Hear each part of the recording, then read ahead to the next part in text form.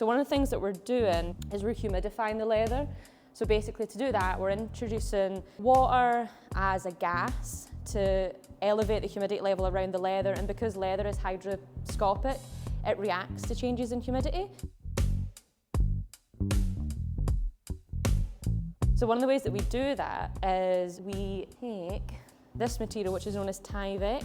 So people might know this from covering their car, if they have like a nice car. So we basically put it over the area that we want to humidify like that. And the idea is that we can introduce humidity without there being any risk that the leather itself is going to get wet or like overly damp.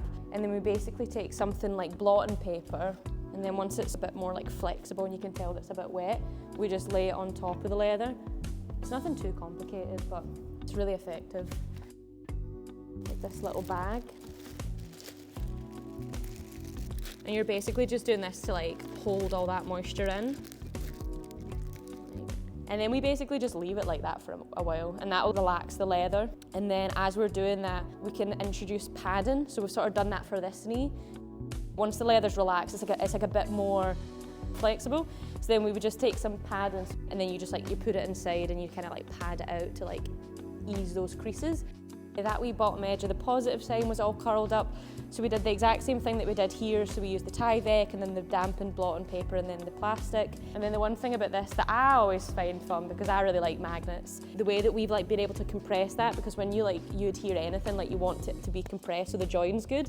So we've basically used 2 magnets. So if you look on the inside here, but basically what that is like a little piece of board with like magnets attached. So we have like one on the one side, and then on the other side, you have the one that's pressing against the wee positive sign. Yeah, what I'm just thinking is I want to adhere this down, because it's like a bit of a snagging hazard.